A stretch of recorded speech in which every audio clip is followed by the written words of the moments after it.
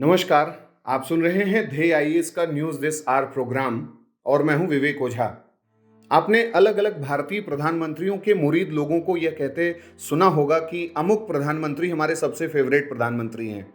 उन्होंने देश के लिए यह काम किया था। तो दूसरा व्यक्ति यह बोलता है कि भाई जिन प्रधानमंत्री की बात आप कर रहे हैं, उनसे बेहतर कार्यकाल और गतिविधियां किसी और प्रधानमंत्री की रही हैं। और इसीलिए कुछ अन्य लोग अलग-अलग प्रधानमंत्रियों के विशेषताओं का गुणगान करते रहते हैं। आपने कभी-कभी यह भी गौर किया होगा कि जब कोई बताता है कि अमुक कार्य इस प्रधानमंत्री ने किया था, तो आप आश्चर्य में पड़ जाते हैं कि अच्छा, यह तो मुझे पता भी नहीं था और इस भारतीय प्रधानमंत्री ने ऐसा काम किया था। तब यह जरूरी हो जाता है कि देश के प्रधानमंत्रियों के बारे में सूचनाओं का एक संग्रहण तैयार हो और देश उनके बारे में भली भांति तरीके से जान सके। और इसीलिए आज भारतीय प्रधानमंत्री नरेंद्र मोदी द्वारा देश को प्रधानमंत्री म्यूजियम समर्पित किया गया है, जिसका मकसद है कि देश अपने सभी प्रधानमंत्रियों के योगदान के बारे में जान सके। हमारे देश में संसदीय शासन प्रणाली अपनाई गई है, ये तो हम सब जानते हैं। और विशेषकर वेस्टमिंस्टर मॉडल में भारतीय प्रधानमंत्री को विशेष तरजीह दी गई है, क्योंकि इसे देश का वास्तविक मुखिया माना जाता है, जो कैबिनेट को लीड करता है और तमाम जितने भी महत्वपूर्ण फैसले हैं देश के, उन सब में अपना अहम भूमिका निभाता है। भारत की आज़ादी के बाद से जितने भी प्रधानमंत्री देश को मिले, उन सब ने अपनी अपनी बुद्धिमत्ता, कौशल, कार्यशैली के जरिए भारत के राष्ट्रीय हित को सुरक्षित करने का प्रयास किया। भारत के प्रधानमंत्रियों ने ऐसे कौन कौन से काम किए जिससे देश की राष्ट्रीय और अंतर्राष्ट्रीय सुरक्षा और हितों को मजबूती मिली, इसके बारे में देश को जानकारी मिलनी बहुत आवश्यक है। कौन से ऐसे प्रधानमंत्री थे जिन्हें बहुत अधिक चुनौतियों का सामना करना पड़ा, कौन से ऐसे प्रधानमंत्री थे जिनके समय में बहुत आसानी से चीज़ें निपटती चली गईं और कोई बहुत बड़ी समस्या या बाधा सामने नहीं आई। तो इसीलिए हमारे देश में प्रधानमंत्रियों के योगदान के बारे में जानना आवश्यक हो जाता है और इसीलिए केंद्र सरकार का मानना है कि प्रधानमंत्री म्यूजियम का बनाना एक तार्किक निर्णय है। यह संग्रहालय सभी प्रधानमंत्रियों के योगदान को लोगों के सामने लाएगा, चाहे उनकी विचारधारा या कार्यकाल कुछ भी हो। पीएम संग्रहालय भारत के स्वतंत्रता संग्राम से लेकर संविधान के निर्माण तक की कहानी बताएगा। इस संग्रहालय में देश के सभी 14 पूर्व प्रधानमंत्रियों की यादों को सहेजा गया है। इसमें बताया गया है कि कैसे हमारे प्रधानमंत्रियों ने विभिन्न चुनौतियों से देश को उबारा और देश की चौतरफा प्रगति सुनिश्चित की। अगर हम इंटरनेशनल फ्रंट और भारत की विदेश नीति के स्तर पर बात करें, तो भारतीय प्रधानमंत्री जवाहरलाल नेहरू ने देश को पंचशील, गुटनिरपेक्षता आंदोलन, यूनाइटेड नेशंस में पहली बार यूनिवर्सल डिजार्मामेंट का प्रस्ताव, रंगभेद विरोधी प्रस्ताव, ये सब दिए थे। और वहीं लाल बहादुर शास्त्री ने जय जवान जय किसान के नारे के साथ देश की खाद्य सुरक्षा पर विशेष ध्यान दिया था। उन्होंने कोशिश करी थी कि इंडिया और पाकिस्तान के बीच में जो युद्ध हैं, उसमें भारत की सुरक्षा को किस तरीके से मजबूती दी जा सके। और इसी प्रकार इंदिरा गांधी के समय की बात करें तो 1971 में सोवियत संघ के साथ एक 20 साल का शांति मैत्री सहयोग समझौता हुआ और रूस ने हमें, जो सोवियत संघ था उस समय, उसने अनकंडीशनल सपोर्ट करने की बात कही थी। और इंदिरा गांधी के कार्यकाल में ही देश में पहला परमाणु परीक्षण किया गया पोखरण में, और परमाणु अप्रसार संधि यानी जो एनपीटी है, उस पर साइन न करने का निर्णय भारत ने किया। अगर हम राजीव गांधी के कार्यकाल की बात करें प्रधानमंत्री के रूप में, तो राजीव जयवर्धने एकॉर्ड और श्रीलंका में तमिलों की समस्या के समाधान के लिए 13th कॉन्स्टिट्यूशनल अमेंडमेंट जो आया, उसके पीछे इनकी भूमिका रही।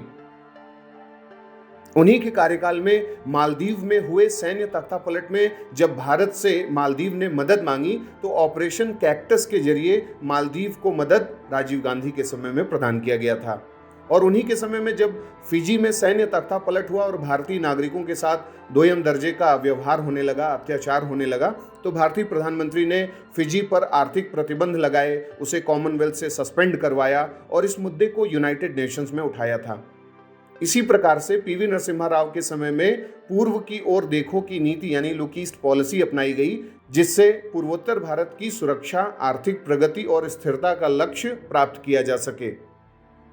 और इसके बाद हम देखते हैं कि जब इंद्र कुमार गुजराल का शासन आया, तो उसे गुजराल डॉक्ट्रिन के रूप में याद किया जाता है। तो गुजराल डॉक्ट्रिन में कैसे भारत के पड़ोसी देश जो साउथ एशियन कंट्रीज हैं, उन्हें भारत एक बड़े भाई के रूप में मदद कर सकता है और यूनिलैटरल कंसेशंस दे सकता है और विश्वास निर्माण बहाली कर सकता है, उसके लिए गुजराल डॉक्ट्रिन लाया गया था। और इसी प्रकार से जब हम अटल बिहारी वाजपेयी के प्रधानमंत्रित्व काल की बात करें तो आज भारत और अमेरिका के संबंधों की जो मजबूत नींव देखी जाती है वो अटल बिहारी वाजपेयी के समय में ही रखी गई थी। और क्रिकेट डिप्लोमेसी हो या जिस तरीके से भारत और पाकिस्तान के विवाद रहे हों, उसके समाधान के लिए अटल बिहारी वाजपेयी के समय में काम किया गया था। अगर हम भारतीय प्रधानमंत्री मनमोहन सिंह की बात करें तो उनका दौर, उनका जो कार्यकाल था वो कुछ न्यूक्लियर एग्रीमेंट्स के लिए जाना जाता है, जैसे इंडिया यूएस के बीच में जो न्यूक्लियर एग्रीमेंट हुआ, या इंडिया और फ्रांस के बीच में जो न्यूक्लियर एग्रीमेंट हुआ, या भारत और ब्रिटेन के बीच में। तो इससे जो नाभिकीय समझौते हुए उन्हें उनके कार्यकाल के दौरान देखा गया। और बात जब आती है भारतीय प्रधानमंत्री नरेंद्र मोदी की, तो उन्होंने अपने कार्यकाल के दौरान भारत की विदेश नीति को काफ़ी डाइवर्सिफाई किया। जैसे उनकी भारत की जो विदेश नीति है उसमें हम देखते हैं कि neighbourhood first policy, extended neighbourhood first policy, connect central Asia policy, और भारत के द्वारा जिस तरीके से एक एनर्जी डिप्लोमेसी की शुरुआत की गई इंटरनेशनल सोलर अलायंस के रूप में, या ग्लोबल लेवल पे डिजास्टर मैनेजमेंट में भारत की जो एक प्रभावी भूमिका है उसमें भी प्रधानमंत्री नरेंद्र मोदी ने महत्वपूर्ण योगदान दिया। और जिस तरीके से आज भारत दुनिया भर के महत्वपूर्ण देशों के साथ और संगठनों के साथ फ्री ट्रेड एग्रीमेंट कर रहा है, जिस तरीके से कल्चरल डिप्लोमेसी और स्पिरिचुअल डिप्लोमेसी को ध्यान में रख करके देशों के साथ एक सॉफ्ट पावर का इस्तेमाल करते हुए संबंध बहाल करने की कोशिश की गई है, और जिस तरीके से भारत ने प्रधानमंत्री मोदी के नेतृत्व में देखा है कि क्रॉस बॉर्डर एनर्जी ट्रेड्स को बहुत विशेष महत्व दिया गया है, तो इन सब आधारों पर कहा जा सकता है कि भारत की विदेश नीति को बहुआयामी और एक बहुत ही मल्टीपल ऑब्जेक्टिव से जोड़ने का जो लक्ष्य है वो भारतीय प्रधानमंत्री नरेंद्र मोदी द्वारा दिया गया।